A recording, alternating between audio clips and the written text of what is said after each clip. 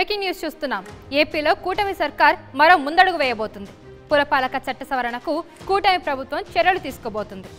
Mayor, municipal chairman పై అవిశ్వాసంపై కీలక నిర్ణయం తీసుకోబోతుంది. 2.5 ఏళ్లు దాటాక అవిశ్వాసం పెట్టేలా మార్పులు తీసుకురాబోతుంది. ఇవాళ కేబినెట్లో ప్రతిపాదనను నిర్ణయం తీసుకోబోతున్నారు.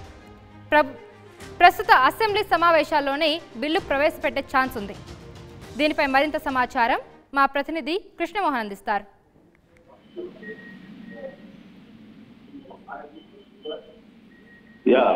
మొత్తం మీద ఏదైతే ఉందో మేయర్, పురపాలక చైర్మన్ పదవి కాలం 2 నెలల విశ్వాస తీర్మానం పెట్టేలా ఈరోజు సాయంత్రం జరగబోతున్న కేబినెట్ లో దాని మీద ఒక కీలకమైన నిర్ణయం తీసుకునే పరిస్థితి ఉండబోతుందనే ఒక అంశం అయితే జరుగుతోంది. ఇదే ఇప్పుడు జరిగి తర్వాత రేపు కూడా అసెంబ్లీ ఉంది కాబట్టి రేపు అసెంబ్లీలో వ్యవహారాన్ని కానీ మారిస్తే వ్యవహారంలో ఇక రాబోయే రోజుల్లో అవిశ్వాస తీర్మానం మేయర్ల మీద కావచ్చు, మున్సిపల్ చైర్పర్సన్స్ కావచ్చు, వీటి మీద కానీ పెట్టే విధంగా అయితే 2.5 ఏళ్ల తర్వాత డెఫినెట్ గా పెట్టే అవకాశం ఉంటుంది. కానీ గత ప్రభుత్వం 4 సంవత్సరాల పాటు తర్వాతనే అవిశ్వాస తీర్మానం పెట్టాలనే ఒక నిర్ణయం గతంలో ప్రభుత్వం తీసుకున్న పరిస్థితి అయితే ఉంది.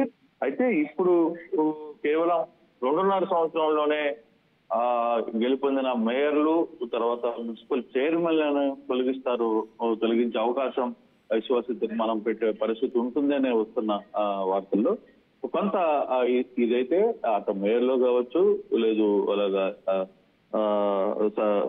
మేయర్లకు సంబంధించిన వ్యవహారంలో కావచ్చు, లేకపోతే చైర్మన్ల వ్యవహారంలో సంబంధించి కావచ్చు, కొంత గందరగోళమైన పరిస్థితులు అయితే ఉంటాయి. ఎందుకంటే గతంలో కూడా ఇది 2021లో కూడా ఈ చట్టాన్ని 4 సంవత్సరాలు ఎందుకు పెట్టారంటే గతంలో మంత్రులు కావచ్చు, ఎమ్మెల్యేలు కావచ్చు, చైర్మన్లని తమ చేతుల్లో పెట్టుకునే వాళ్ళు, మేయర్లను తమ చేతుల్లో పెట్టుకుని తమ ఇష్ట ప్రకారం ఆ పురపాలక సంఘంలో వ్యవహరించే వాళ్ళు, అది అవసరమైతే మారుస్తామని బెదిరించేవాళ్ళు. సో ఆ యాంగిల్లో అది కరెక్ట్ కాదు. ప్రజల చేత ఎన్నుకోబడ్డ వాళ్ళు తర్వాత అక్కడ వార్డుగా సంచలనంగా గెలుపొందిన వాళ్ళని ఎమ్మెల్యేలు సాధించే పరిస్థితి ఉంటుంది అనేది ఆ చట్టాన్ని మార్చారు. 4 సంవత్సరాల వరకు మార్చకూడదు.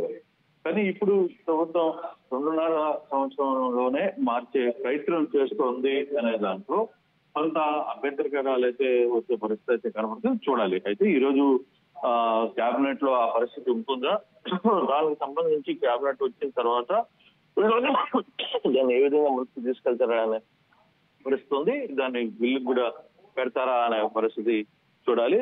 ఈ సాయంత్రం కేబినెట్ లో ఏం జరగబోతుంది అనే అంశాలు అయితే చూడాల్సిన పరిస్థితి కనబడుతుంది. Okay Krishnamohan, thank you.